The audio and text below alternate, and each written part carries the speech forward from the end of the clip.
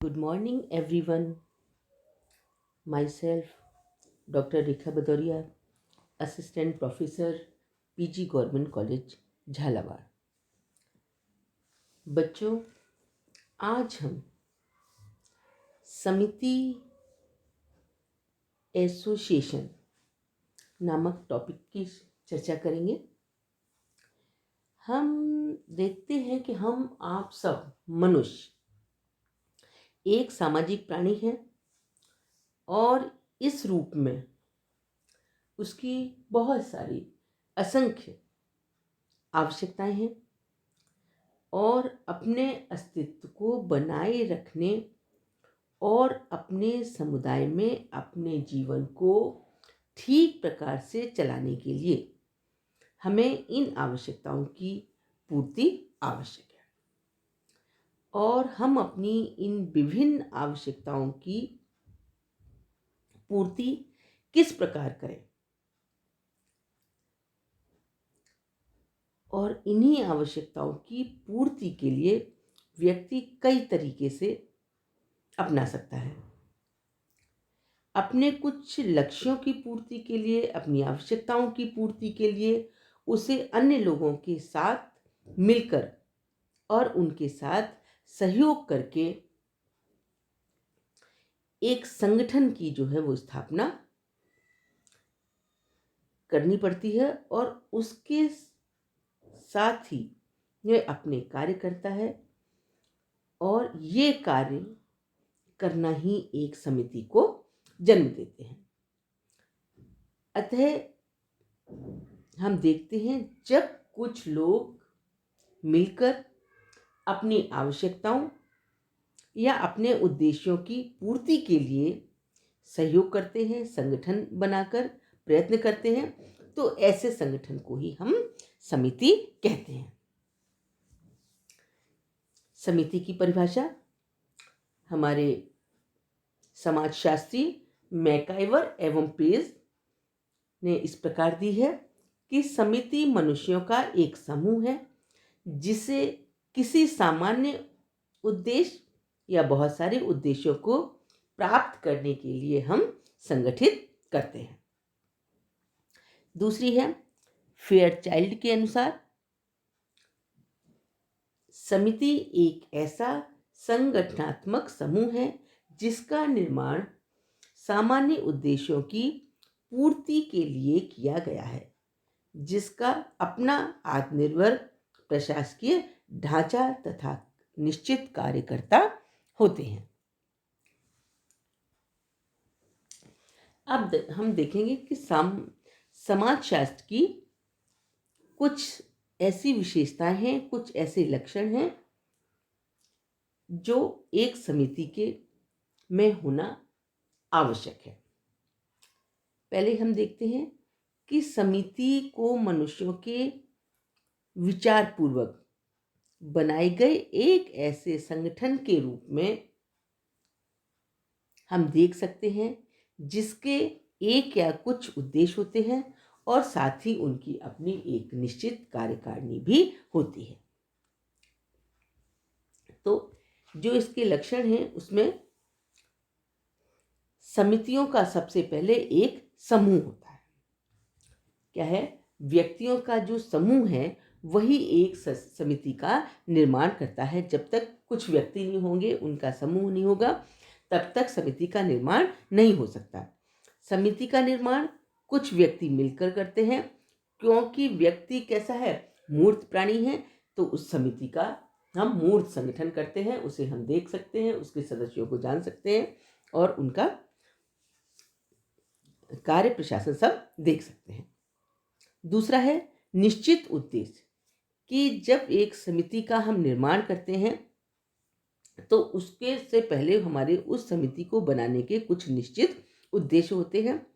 कुछ व्यक्ति अपने सामान्य हितों को लेकर ही एक समिति का गठन करते हैं और किसी भी उद्देश्यहीन समूह को हम समिति नहीं कह सकते। नेक्स्ट है विचार पूर्वक स्थापना। मतलब जो एक समूह है जिसे हम समिति का रूप प्रदान करने जा रहे हैं, वो एक समिति जो है एक विचार पूर्वक स्थापित किया हुआ संगठन है। जब कुछ लोग सामूहिक रूप से मिलकर अपने किसी उद्देश्य या कुछ उद्देश्यों को पूरा करना चाहते हैं तो वो एक संगठन का निर्माण करते हैं, जिसे हम समिति कहते हैं। एक निश्चित संगठन मतलब प्रत्येक व्यक्ति या प्रत्येक समिति एक निश्चित संगठन होता है, क्योंकि वो आपस में संगठित रूप में मिलकर कार्य करते हैं। संगठन के अभाव में कोई भी समिति अपने उद्देश्यों को ठीक से प्राप्त नहीं कर सकती। किसी भी भीड़ को हम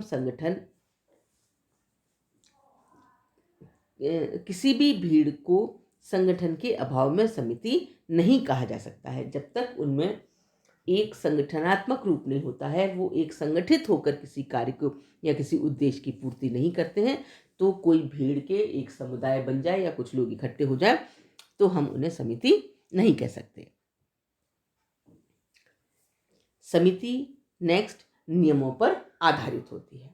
मतलब प्रत्येक समिति के अपने कुछ कैसे होते हैं, नियम होते हैं, उपनियम होते हैं, और जिनके माध्यम से सदस्यों के आचरण को नियमित किया जा सकता है। ऐसे नियमों में सदस्यता संबंधी योग्यता, सदस्यता शुल्क, कार्यकारिणी आदि होते हैं।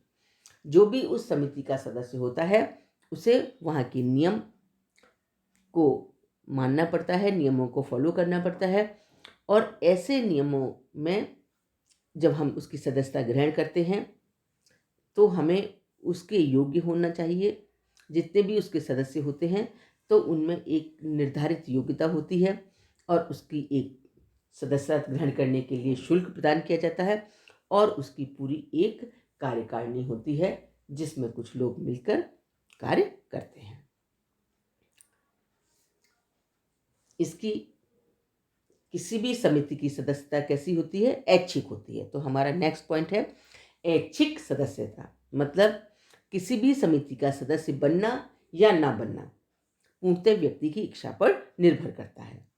वह अपने हित या रुचि के अनुसार किसी भी समिति का सदस्य बन सकता है, और जब वह चाहे तब उस सदस्यता से त्यागपत्र भी दे सकता है। लेकिन कई सारे व्यक्ति किसी न किसी समिति के सदस्य अवश्य होते हैं, क्योंकि उन्हें अपनी आवश्यकताओं की पूर्ति के लिए कुछ लोगों के साथ मिलकर कार्य करना पड़ता है, तभी वो अपनी आवश्यकताओं की पूर्ति कर सकते हैं। तो लेकिन हम किस समिति के सदस्य बनेंगे? उस समिति के सदस्यों को देखने के लिए, उस समिति को देखने के लिए व्यक्ति को उसकी सदस्यता उसके लिए उसकी ऐच्छिक पर निर्भर है। किसी की सदस्यता किसी को जोर जबरदस्ती या किसी दबाव में उसका सदस्य नहीं बनाया जा सकता। अस्थायी प्रकृति मतलब हम किसी भी समिति का जो निर्माण है वो कुछ उद्देश्यों की प्राप्ति के लिए विचार पूर्वक करते हैं। उस समिति का निर्माण उस उद्देश्यों की प्राप्ति के लिए किया जाता है, और उन उद्देश्यों को पूरा होने पर उस समिति को समाप्त भी कर दिया जाता है। जैसे हम देखते हैं कि शिक्षण संस्थाओं के में छात्र कुछ मांगों को लेकर विद्यार्थी संघर्ष समिति का गठन करते हैं और अपना आंदोलन चलाते हैं, और उनको मांगों को पूरा हो जाने पर उनकी संघर्ष समिति भंग कर दी जाती है। मतलब उनके उद्देश्यों की प्राप्ति हो जाती है और उसके बाद वो समाप्त हो जाती है। इसलिए इसकी स्थायी कैसी है, प्रकृति कैसी है? अस्थायी है कि आवश्यकता होने पर इसका निर्माण कर लिया गया और आवश्यकता की पूर्ति हो जाने पर, उद्देश्यों की पूर्ति हो जाने पर उसे समाप्त कर दिया गया।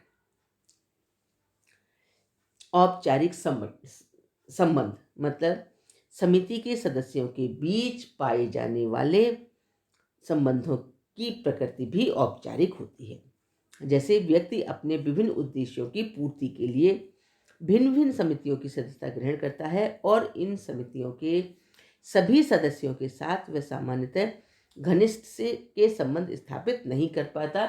मतलब उसी समय के लिए वो वहाँ पर होता है, उसी समिति का सदस्य होता है जब तक वो वहाँ पर है। उसके आपसी संबंध एक समिति के रूप में ही निर्धारित होते हैं और वो उन कार्यों की पूर्ति करता है और उसके बाद उनके संबंध समाप्त हो जाते हैं। जैसे ही वो समाप्त होती है, समिति समाप्त होती है, उनके आप संबंध भी समाप्त हो जाते हैं और वो उस समिति के सदस्य नहीं रहते, उन सदस्यों से रोज मिलते जुलते नहीं हैं। इसलिए उनके संबंध भी सिर्फ उस समिति का जब कोई कार्य करने आते हैं या कोई उस उद्देश्य की पूर्ति के लिए कार्य करते हैं तो उनका सिर्फ संबंध स्थापित होता है और उद्देश्य की पूर्ति होते ही संबंध समाप्त हो जाता है। समिति को वो छोड़ देते हैं, उसकी सदस्यता से त्याग पत्र दे देते हैं और समिति समाप्त हो जाती है। धन्यवाद।